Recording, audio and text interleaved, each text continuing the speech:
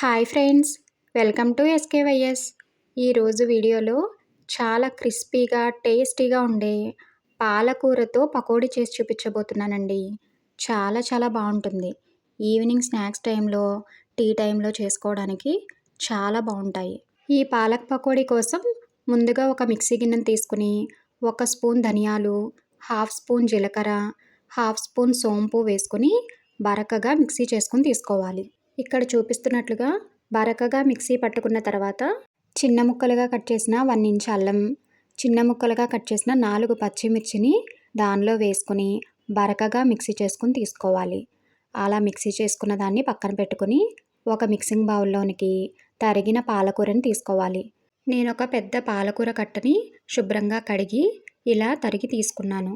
దానిలోనే 3 ఉల్లిపాయలను పొడవుగా సన్నగా కట్ చేసుకుని ఆ పాలకూరలోనికి వేసుకోవాలి.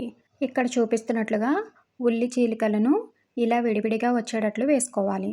దానిలోనే ముందుగా మిక్సీ పట్టుకున్న మసాలాను కూడా వేసుకొని హాఫ్ టీ స్పూన్ పసుపు, తగినంత ఉప్పు, తగినంత కారం వేసుకుని ఆ మిశ్రమాన్నంతా బాగా కలుపుకోవాలి.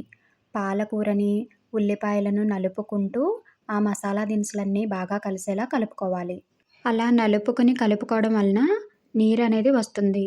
అప్పుడు పిండి కలుపుకోవడానికి ఈజీగా ఉంటుంది. అలా మొత్తం బాగా కలిసిపోయిన తర్వాత దానిలో 1 కప్పు శనగపిండి, పావు కప్పు బియ్యపిండిని వేసుకుని బాగా కలుపుకోవాలి.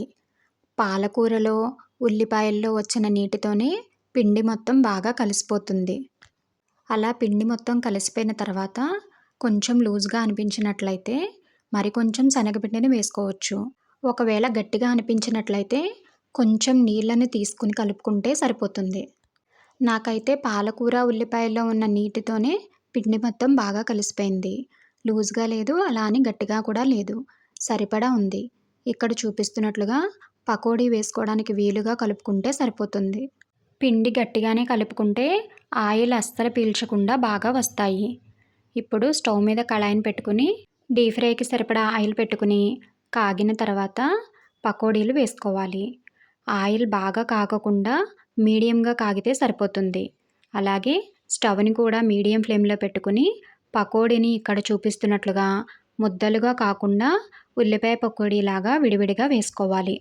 ఆయిల్కి సరిపడా పకోడీ వేసుకున్న తర్వాత వెంటనే కలపకుండా 1 నిమిషం ఆగిన తర్వాత అటు ఇటు కలుపుకుంటూ క్రిస్పీగా వేయించుకోవాలి.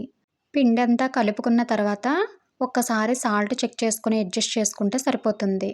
ఈ పాలక్ పకోడీ పిల్లలకైనా పెద్దలకైనా బాగా నచ్చుతాయి. ఇక్కడ చూపిస్తున్నట్లుగా కలుపుకుంటూ ఎర్రగా క్రిస్పీగా వేయించుకోవాలి. ఇలా వేగిపోయిన వాటిని ఒక ప్లేట్లోనికి తీసుకోవాలి. మిగిలిన పిండిని కూడా ఆయిల్ కొంచెం కాగిన తర్వాత మీడియం ఫ్లేమ్లో పెట్టుకుని అలాగే పకోడీల్లో వేసుకుని క్రిస్పీగా వేయించుకోవాలి. అంతేనండి, చాలా టేస్టీగా ఉండే పాలక్ పకోడీ రెడీ అయిపోయింది. చాలా చాలా బాగుంటాయి. మీరు కూడా ఇలా ఒకసారి ట్రై చేసి మీకు ఎలా వచ్చాయో కమెంట్ చేయడం మాత్రం మర్చిపోవద్దు. వీడియో నచ్చితే చిన్న లైక్ ఇచ్చి మీ ఫ్యామిలీ అండ్ ఫ్రెండ్స్కి షేర్ చేయండి. అలాగే కొత్తగా ఎవరైనా మన ఛానల్ని చూస్తుంటే సబ్స్క్రైబ్ చేసుకోండి. Thank you.